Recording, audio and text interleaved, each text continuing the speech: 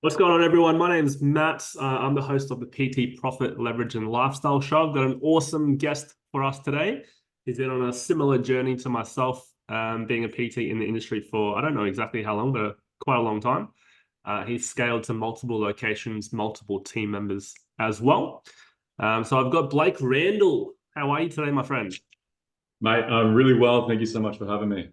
No worries, my friend. So we'll dive into your story as well because you've got quite an inspiring story. We were just talking before we started recording that you won another award at Snap Fitness for your performance for I think it was like this year gone or 2023 I think it was. 23, yeah. Yeah, nice.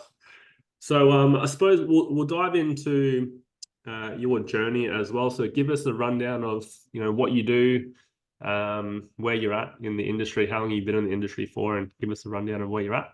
Yeah, so present day, just for a bit of context, so we solely operate out of 5 different Snap Fitness clubs, a couple of corporate, and then the rest are franchise owned. And myself and my wife, we started our company in power coaching back in 2018, and have, since then we've scaled up to those 5 locations, as well as having 8 coaches as well. So that's where we're currently at present day. Obviously, leading into I guess backstory wise, not always that hunky dory, and it took a little bit to get here. Yeah, for sure. I'd love to obviously dive into the challenges of scaling, um, and also talk about like the lifestyle of what you've created and also the lifestyle that you've created for your team as well. But let's dive back into when you were first starting. So obviously you got the 5 locations now, which is awesome. How did you well actually let's talk about managing yourself first before you went Mm. to scale, because that's obviously a huge part of being able to scale. Like obviously there'll be challenges, but let's talk about what is required before you take the first steps into scale. What do you need to be doing, not only in your business, but what do you need to work on yourself before you start Mm. to scale? Well, yeah, this would be 24 will be my 9th year in the industry, and I remember when I first began. Obviously, when you graduate, they don't really teach you a heck of a lot when it comes to operation side of things, when it comes to anything in terms of marketing or sales. And so you're kind of like, all right, like I'm ready to train people, I'm ready to go. And it kind of hits you within the first kind of fortnight that nothing's going to be given to you on a silver platter. So my first ever gym, it was at a big box. And I just remember like feeling, okay, I'm surrounded by coaches who have been in the industry for a lot longer than I have, some 20 or so years. There's, 20 plus coaches at that facility as well. And so I'm like, all right, well, what do I do? What's like I said, they don't really teach you any of this stuff. So the harsh reality is like there's so much navigation at the very early days. When the early days mean the first 1 to 2 years. Um, so the first thing that I really tried to do was I was like, all right, well, how do I track numbers? Because if this is a game of numbers initially, like, and that's one of my first coaches told me was it's just about numbers. The more conversations you have, the more people you meet, the more phones and emails you get, the more contacts you get. Eventually, that's going to lead to something. And so initially, it was just like, all right, well, how do I get those numbers? And so the first thing I'd say in terms of like managing yourself is like, what's the initial focus? Because I think for a lot of coaches, they will see trainers who jump on Instagram and they will post so much about themselves, and they might have a lot of followers, but it doesn't actually equate into any sort of traction or into any sort of, a sale or something, transactional there. So the first thing is know the numbers and then reverse engineer. Okay, well, if my goal is to get to, let's just call it the base level, which is $2,000 in a week revenue, what numbers do I have to hit to be able to get to that specific number? And usually overestimating that you'll tend to get there a little bit quicker as well. But yeah, first couple of years, it's just a lot of chasing tail, running around, because you have to close this ignorance gap of like people know stuff that I don't. So how do I close this gap? And that definitely was my first couple of years in the industry. Yeah, I love it. So when you say, just to kind of break it down so it's super simple, when you say reverse engineer, let's just give an example. So if you want to make $2,000 per week, Yeah. how would you reverse engineer that? What numbers would you be tracking? Yeah, I mean, I think off the top of my head, if you have roughly $60 a session, and from that you're looking at roughly 20 or so members who are doing twice a week, that after GST equates to around 2,000. Now, how do you get to that initial 20 that you need to be on twice a week? Well, that then just comes back down to your lead flow. And then obviously, how do you get that sort of lead flow? Well, you need more contacts with different people.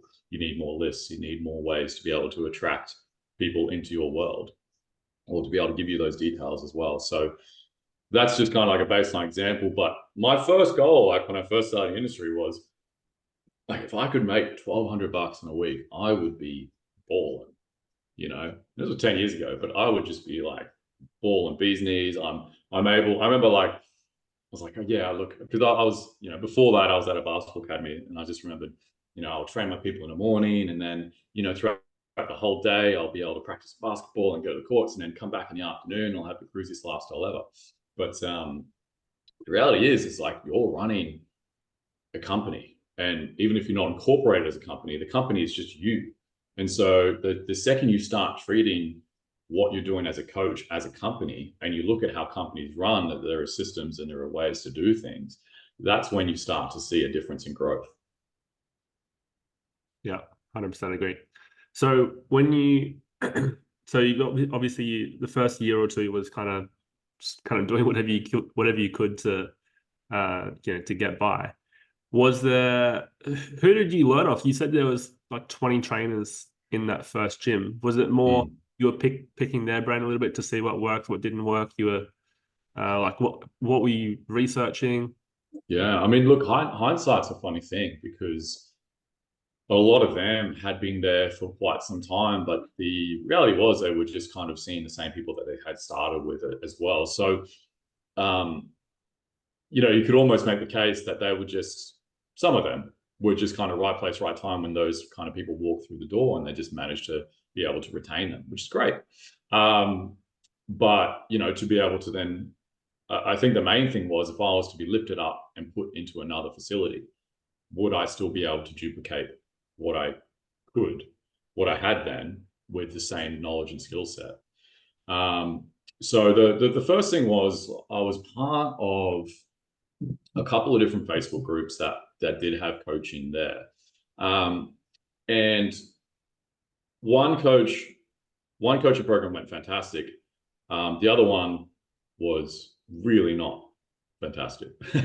Now, the irony of that is, the one that was really not fantastic was roughly like 100 times the investment than the one that was fantastic, there is a lot of irony in that. Because usually people say you get what you pay for and whatnot. But I think the reality is, when you go to someone who is industry specific, when you go to someone who has like walked the same track that you want to walk, that is all that matters. And when I went to this other mob who was just kind of focusing just around coaching and business coaching, but they didn't actually know a day in a life in my shoes, that's when there was a bit of red flags, and I knew pretty quickly that I made the wrong decision there. So the first couple of years of navigating was really just trying to find that right mentor that has already done what I'm looking to do. And I eventually found someone who had done that, who went then just full-time business coaching, but he was pretty old school in the approach.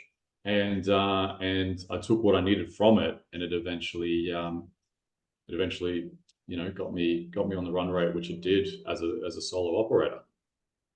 Love it.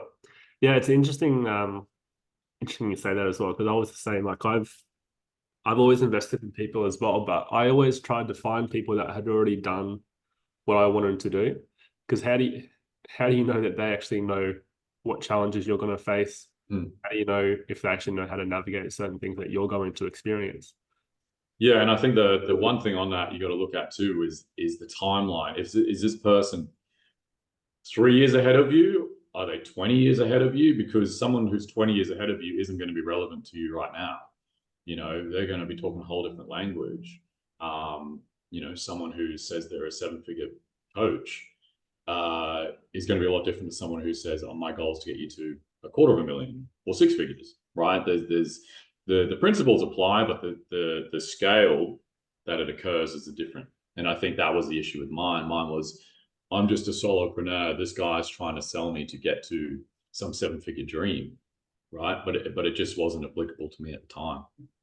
Yeah, for sure. Love it. Let's so obviously you're at this stage, you're a couple of years in. So when did you start to, or when did you make the decision that you wanted to go into multiple locations or multiple team members? What point was that? Yeah, so I think there was a capacity that I sort of reached, which was roughly 20 plus 25 hours, I think, of face-to-face contact. And I remember getting to Friday and I would just be exhausted, like absolutely taxed. And there was an opportunity for the assistant manager at the club that I'm at, the Snap Fitness that I am at, to then she wanted to come on board as a coach. And this same coach was experienced in, I think he had a team of 20 coaches or something back in the early 2000s. So utilize the same sort of scripts, same sort of contracts, everything like that. And then brought that on that person within the first 2 years. So obviously at that time, I knew how to market and sell to an extent for myself, but then it's a whole nother world to be able to then market and sell as a brand. You need to be able to sell, because you're not selling another person, you're not selling another coach, you're selling the brand and the vision for that particular person too. And so that was something that needed to be navigated as well. And that was another kind of step in a direction of, instead of it just thinking about yourself so much, you needed to think about, all right, this is a company, and this company is going to have multiple seats that need to be filled. So how do we fill them? And just that kind of switch in mentality, because I think the main thing is, as coaches, we can get all consumed at ourselves and I guess our own numbers and whatnot. But the reality is, if you look at it as a company, you start to act more as the operator as opposed to just the technician within the weeds of the things. Love it. Very good. So you obviously brought on one coach. So what was the first step to be able to do that? Were you more, because the perception that a lot of people would have is you're going to be doing more work now. So you're already exhausted, but now you're going to be doing more work because you're going to have to, do sales or marketing for this other trainer. So how did you navigate that? Was it more, did you leverage some of your own sessions to fill up more time, or how did that work? Yeah, step one is you obviously want to, looking back on this is really important, but you obviously want to ensure with whoever you bring on, you got to manage expectations with that first initial person. And those expectations are going to be like, hey, look, like, you just got to be honest. Like, hey, this is the vision we're heading. This is the first time we're doing this, but, you being in this position is such a ground floor level of opportunity, right? And so having that initial communication of, it's not saying it's not going to be smooth, but it's also, you're in uncharted waters together. And, sometimes that's a hard thing to say, and that can deter a person, but hopefully only to then bring the right person on who is excited for that particular outcome. So the first thing is managing expectations with that initial staff member. Obviously, then you want to get your contracts sorted. You want to get that in order. If you're at a franchise, I mean, that's where you need to be able to talk to the franchisee and say, hey, look, this is the vision that I have moving forward. This is the opportunity that is in front of me, and this is how it's going to benefit you as a franchisee to be able to take this off your shoulders.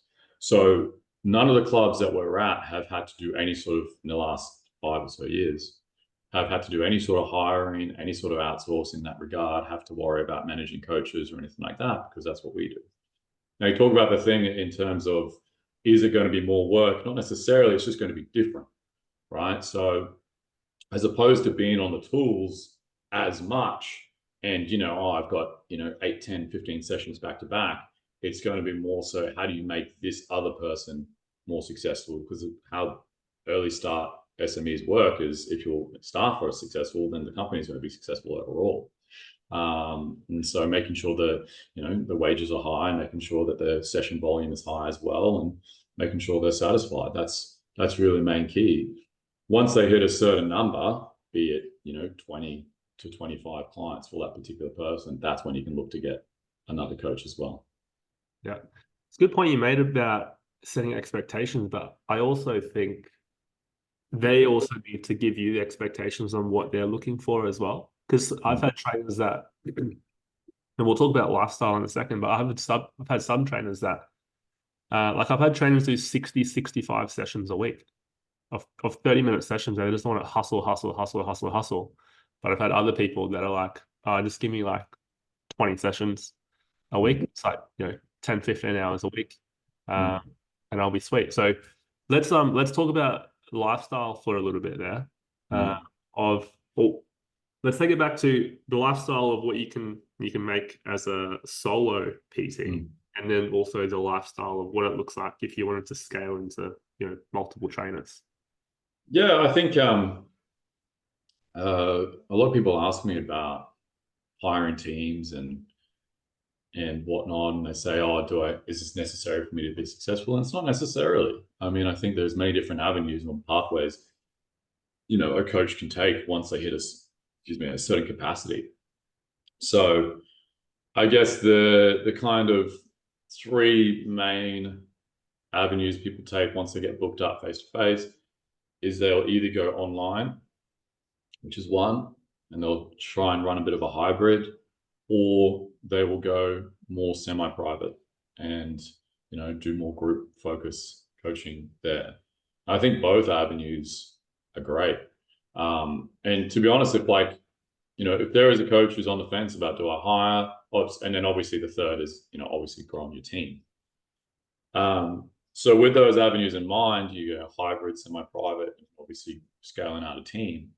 You then got to pick like what makes more sense for you over the next few years, and what it is that you actually enjoy. Now, obviously, in the semi-private side of things, you're going to have to really want to enjoy being on the tools a lot, because your product then is still you, but you got to hope that because it's group, that kind of takes care of a lot of the marketing, because you can push for a lot more referrals, because there's that kind of intimate group side of things. For the coaching world online, that's where you kind of run into some hurdles, because you're now competing with the likes of people who have marketing budgets that per month that you're going to earn more per year, like your sweat and everything like that. So there is a place for that, but it is a whole nother world. And then obviously with the team, you're looking at building out to be the most known, the most recognizable, the most reputable in the area.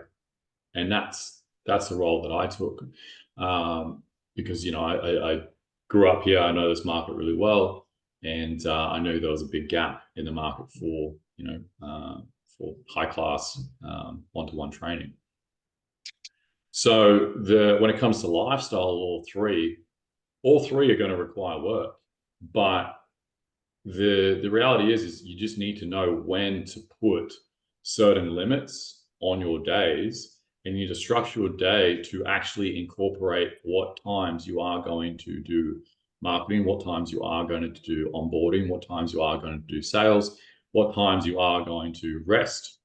And when you can structure your week like that, when your calendar is full, but as long as it's full, including rest period, well, then your productivity is going to go through the roof a lot more. So that's a big thing, because the intensity it takes to start something is going to fizzle you out over the long term. Over the long term, what you're looking to do is be more consistent at the same things over and over again. And for me, like, I don't want to be known as the guy who did it as quickly, to me, because if you do it really, really quick, like, there's obviously going to be hurdles. There's going to be challenges that just come out of nowhere. You're still going to be on uncharted waters. But if you can set like a 5-year milestone that I'm going to stay dedicated to this for the next 5 years, and then you zoom out of that 5 years and you plan accordingly to that takes a lot of stress off your shoulders, and then you're not going to make as many short-term decisions as well. So planning out the entire calendar, but also having a 5-year dedication to the particular modality that you're choosing as well, just puts things in the right perspective too. Yeah, just on that as well, it's a really good point having that, that 5-year plan. Because I was talking to another mate of mine, Lewis. He was actually on the podcast last week, and he was saying the reason why he's being so productive now is because he's got a really clear vision and a really clear purpose, which aligns with his values, and he fills up his calendar to reflect his highest values. So he's always fulfilled with what he's doing every day, which makes him super productive, which means he can get more done, but then also have the lifestyle and the freedom to do what he wants with his highest values, which is like coaching, spending time with his partner in relationships. But I think you're right as well. It forces you to think more long term and long term decisions rather than making short term decisions as well. So and on that, yeah, very seldom do you hear like, okay, like this company is a fast start. Then AFR, there's something called the Fast Start 100, and talks about growth of year on year. Very seldom do those companies actually stay growing at the same pace, or actually are on any of those lists in 5-8 years time, right? Because they sell off, or anything like that could happen. Obviously in our industry, we experienced that just recently with F45. We saw in 10 years all this growth, the shareholders sold off, and then all of a sudden it's not a company anymore. There's little franchisees here and there, but from my understanding, like they're no longer on the NASDAQ, right? So my main thing is like having that long-term approach takes a lot of the stress off of you to be able to push and push, because all we see, like in a day and age of meme coins and stuff like that, pump and dumps, when it comes to this guy earned, in 12 days he earned 100K just by doing a meme coin. It sends the wrong message to actual legitimate business owners, and then they think, well, if I just go over to this shiny object, then I'm going to be more successful. But it couldn't be further from the truth. Like, slow predictive growth year on year is always going to outpace and outlast the guys who go 0 to 150% the first 3 years and eventually fizzle out. 100%. Just going back to, you obviously had those 3 revenue streams with, online, semi-private, and obviously scaling to a team. Like I actually did it a bit of the wrong way around. I actually started as an online trainer, which is good. Back before everyone kind of jumped on board. But I feel like just if we can cover this, because I think a lot of personal trainers get so fascinated with how online PT works. It's more so that they're doing. I'd almost say they're more so doing it for themselves to have the lifestyle, but they don't really think about how much work is actually involved, because it is literally a completely different ball game compared to doing face to face. What are your thoughts on that? Yeah, very, very rarely have I seen online do well. Now, obviously, there are many who do very well, but if I compare, if you compare accounts, sure, you've got six-pack abs and you've got great glutes and you're able to show that off. But what is the actual message you're trying to convey that's going to separate you from the people in Denmark and the people in the Netherlands and the people in all these other European countries who are stunning as well, right? And who also have a great landing page and also spend hundreds of thousands every year in marketing too.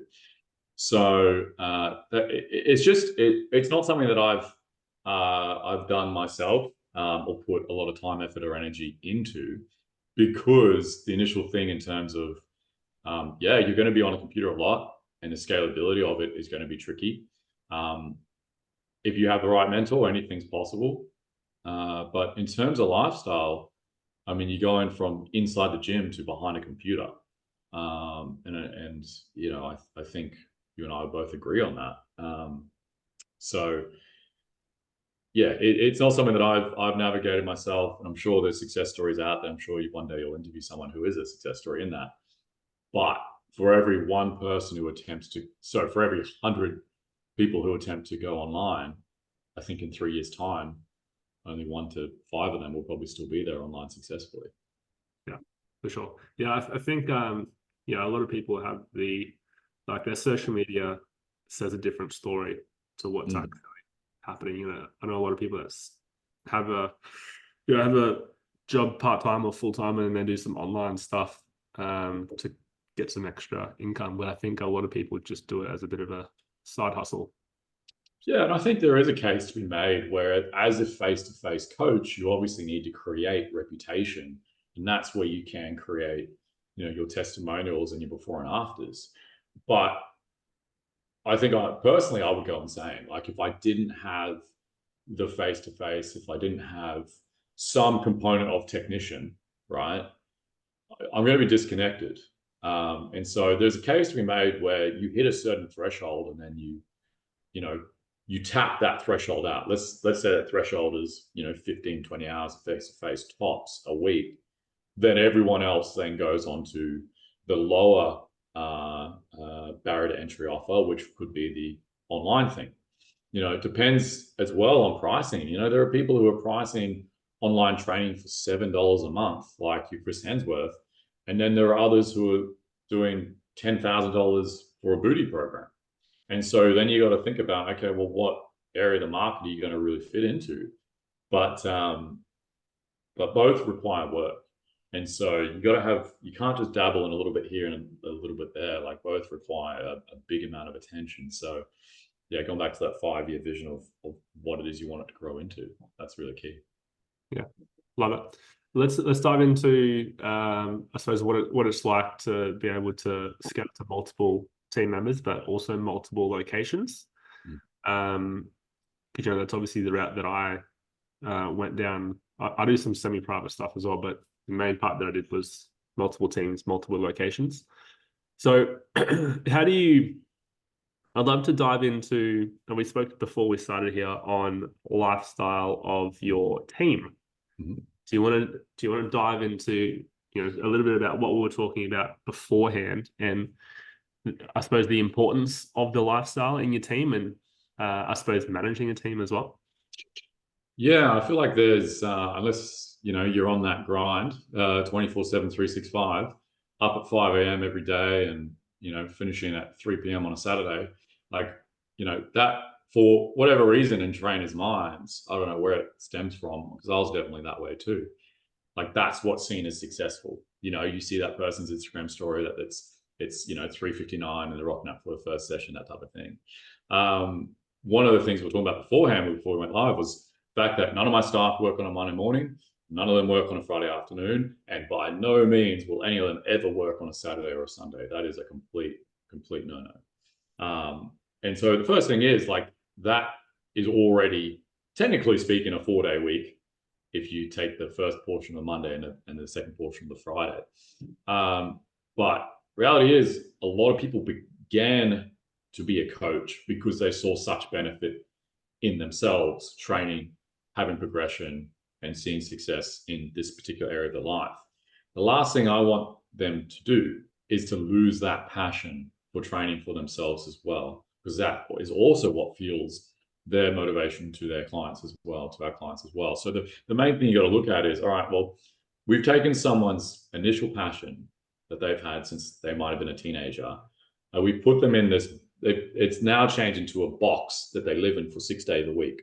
There's only so many people who can sustain that for a period of time before you start to resent going to work, right? And we're blessed to be in an industry where we're not dictated by weather. Most people, when they at least get into the workout itself, get the endorphin release and they're happy. You know what I mean? Like we're so blessed to be in that environment. The last thing I want to do as a director of a company is have my staff no longer enjoy what their initial passion was, and being on the floor is one of those passions. So in terms of lifestyle, like, that's one of the main things I want to preach. I don't want to be this director who's up in some ivory tower either, and just being like, all right, guys, you guys work 40 hours a week each, and then I just, go to Hawaii for 3 months of the year. Like, that would be disingenuous as well. So, when you do start to hire coaches, they want to see that you're on the floor 5 to 20% of the time as well as a technician. So it's not just you barking orders, but they actually see that you're also, have that direct to consumer touch. I think as well, like obviously, being a leader with that many people, I think it also, like they obviously want to learn off you as well. So if they can, gather tips or strategies to build better relationships with clients, that's obviously going to help with their retention of clients as well, which obviously therefore helps you as well. But I think that's one thing that perhaps I could have done a bit more of, because I got off the tools pretty fast. For me, when I was scaling, like I was probably only on the floor for 1.5 years, maybe 2 years tops. Like I've been a PT for 4 years, so I got pretty hooked on the sales and marketing side of things. But do you think you'll ever get off the tools, or do you think you have to always set that example being on the tools a little bit? Yeah, I mean, all growth is sales and marketing led, and I think the perfect kind of split would be 80% of your time is in sales and marketing, in depending on what phase you're particularly in, what season, and then 20% is going to be technician. I would put in that sales and marketing, though, I would put that under acquisition. And then you obviously have the operations. And the operations is the side of things where you are leading and managing the team as well. So I think that 5 to 20% is the same reason why Tony Robbins still does seminars, Jack Delosa still does seminars. All these people are still on stage after 30 to 40 years of doing it. It's not just their name that they're using and then other coaches are following that. Like the most successful people, even like Richard Branson is known as the one guy who delegates so much, which is great. And for all of his 40 Virgin operations, he just has his assistant who then gives him the main stuff to fix, and then he just fixes that. In most other circumstances, or in all other circumstances with his companies, he has CEOs that basically, or COOs that basically run the day-to-day operations. And so, I think having that in place as well is going to be critical moving forward too for myself, where, you have someone who's more of the visionary and then someone else who's more of the integrator. And so usually sometimes, as the entrepreneur, you're more of the visionary because you are leading people to get to a certain destination or get to a certain ideal vision. And then you hire people better than you to integrate some of the things or to keep you grounded enough to know, well, this is where we're at. And this is the next sort of project. That's the next sort of project. That's the next sort of project. So they bring you back down to earth. And then those two things can work together. Right. So I know that was a long-winded answer to all that, but I don't think it's the same for everyone. But all you need to do is look at the people who are most successful in their field. Everyone that people who listen to all the personal development stuff on the planet, those guys are still delivering to some extent, and that is the showcase of who they are, but also showing to the team that they're just not going to sit in some ivory tower as well. Yeah, I think they also, because they also still obviously see that as one of their highest values. So I think it also gives them a level of fulfillment. It's not like they don't enjoy doing it. I don't think I so. still choose. So my main, I mean, that's the thing. Like with myself now, my main coaching day is a Tuesday and Thursday. You can't book me on any other day really. And so, one of the main things I've done in the last 2 years that Dan Henderson told me to do was the theme particular days. And so you have days which are focused on acquisition, days which are focused more on management, days which are focused more on coaching as well. And then once again, that's going back to the very first thing we discussed. That's how you really prioritize your time as well. Yeah. Let's dive into a few systems that, because there's a lot of personal trainers that listen to this podcast that are currently just solo, but have the vision of eventually, perhaps even getting into hiring a team. What type of systems do you think they need to get set up first before they start to look at other team members to bring on board? Yeah, well, I think the first thing is open and clear communication, as we said, to the particular, if you are a rental-based trainer, to the particular franchisee, and obviously frame it in how it's going to benefit them the most. If you are, I'm very fortunate to be, I know I've been a coach for 8, 9 years now, but I've been part of the Snap Fitness Network since 2012 as a member as well. So there's a lot of relationships that I had pre-existing there, and there's already that kind of pre-built foundation of trust. So you need to be able to have that initial trust with whoever you might see yourself as a rental trainer, but reality is it's still a partnership because you're looking after their members, and technically they also become your members of your company as well. So that's a partnership. So the first thing is always be on the same page with the franchisee and always put it in writing, obviously how it's going to be in their best interest, but obviously get those contracts mapped out.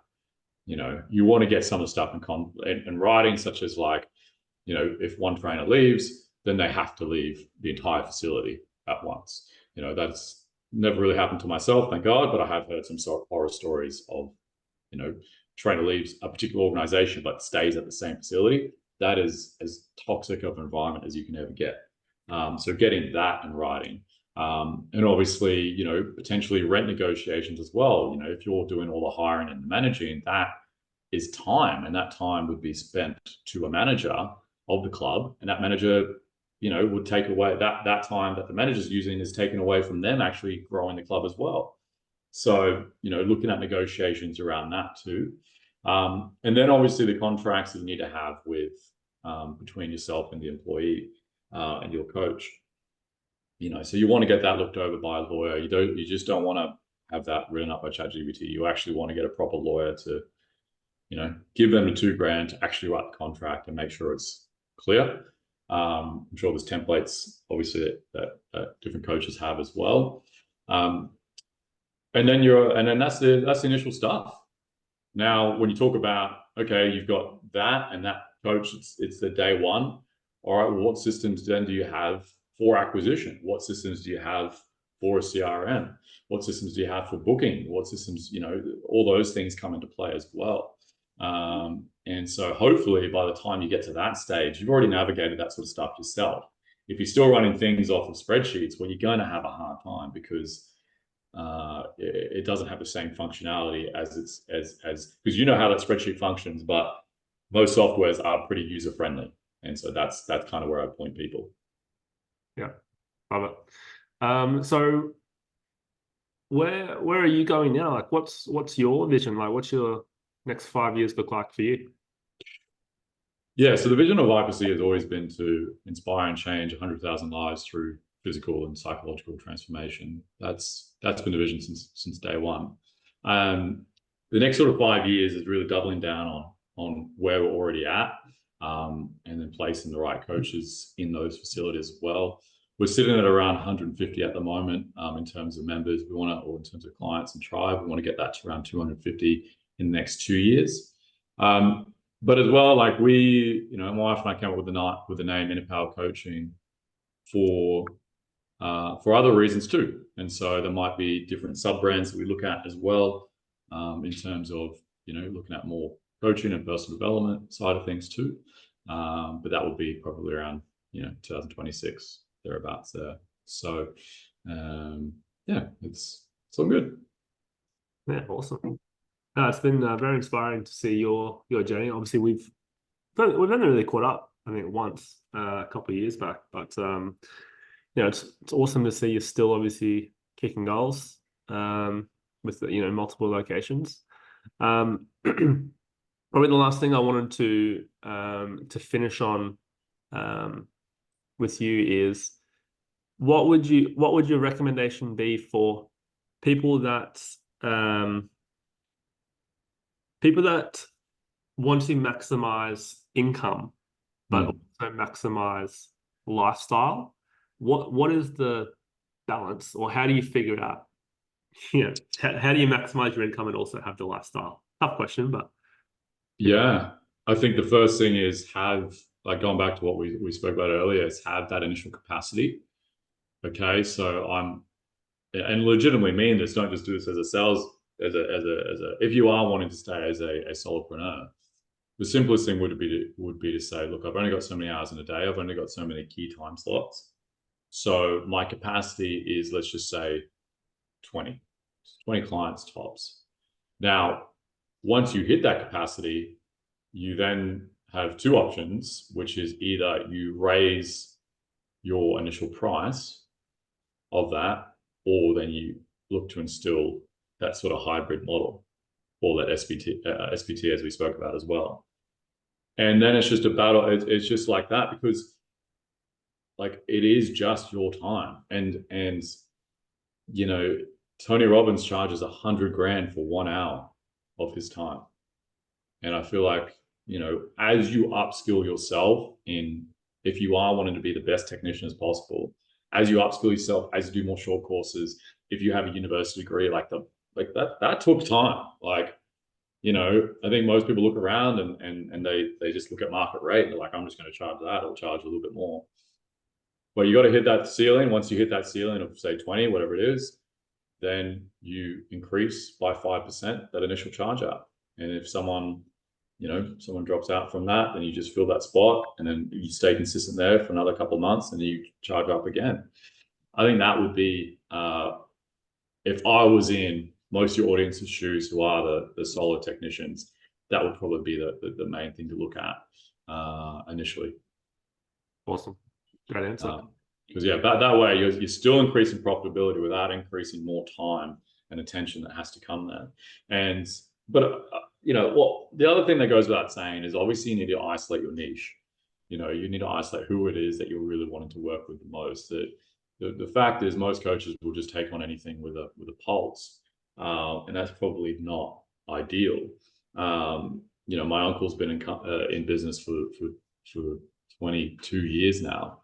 And he doesn't take on he's in software.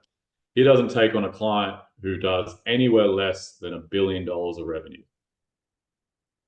And when he told me that like 3 years ago, I was like, okay, that puts things in perspective, you know. And we've all had, you know, you've had clients who will pay you $300 a week, and they are more than happy to pay that net. And if you slip up, then it's totally water on the bridge and it's all good.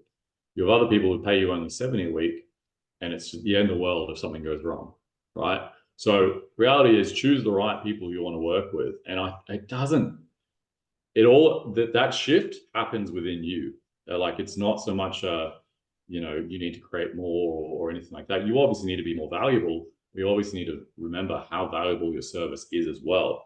I mean, we are preventing people from being in hospital beds. Like, that is really the mindset you got to go into. And so, yeah, choosing that particular person, you know, crafting take your favorite client, list out everything you love about them, and try and find more of them. And that's going to make your life a whole lot easier as well. And obviously you're going to enjoy it more. You're going to spend more time in it. You're going to be more profitable as well. Yeah. Yeah. I was going to say, you're obviously going to be way more fulfilled looking after those type of clients on a long-term basis. And you'll probably find they'll enjoy it more as well. Look, if you can't have a beer or a drink with someone that you're coaching, it's probably not a good fit. Like, sometimes there are people with specific issues that need your specific help. Like, a lot of stuff I do nowadays is rehab, and so I'm putting that aside. But when it comes to general population, like, there's certain attributes of a client that you're wanting to find, and if you don't tell them up front, this is what I stand for, this is what I stand against, and be really clear on that, well, then you're going to attract these people into a world, and it's just going to cause more drama. And so I can safely say, if I go down the list of the 150 people that we coach, 9 times out of 10, I would have a beer with most of them, probably all of them, because we are so cautious with who we let in at the front end. And we're so viciously honest with what we expect and how we operate and everything like that, that I'd much rather get an email from someone saying, oh, sorry, I know I had this consult booked, but I don't think it's going to be right for me. I know I've done my job because I've been viciously honest with the expectations that we have, who we are, what we represent, and this is exactly what we're doing during a consult. This is exactly how we'll help you over the next, 10 to to 20 weeks as well. Just on that, when you say you kind of set expectations for the client, so are you setting expectations during the consultation of what's expected Yes. of the client, or in their first session? At the consultation. Because I'm like, all right, well, look, if you've already sat down with me, and I'll give a pro tip, right? So we use Calendly in terms of our bookings. Before someone comes in, obviously they have a booking call, but our Calendly system does a lot of the heavy lifting for us in terms of obviously putting ourselves at the forefront of their mind in terms of reputation. So a lot of credibility, a lot of before and afters, a lot of testimonials, that type of thing. That's the first thing. The second thing is looking at like important, frequently asked questions. And in those frequently asked questions, think about the things that really piss you off the most. Like for me, when I first got started, it was like, oh, I just want to be toured around the gym. That would annoy me so much because I'd be like, I have studied my ass off to get to where I am today. I know for a fact that you just doing some pin loaded stuff is not going to help you long term, right? And so I'll be visually honest. It's like frequently asked him, am I going to be toured around the gym? No.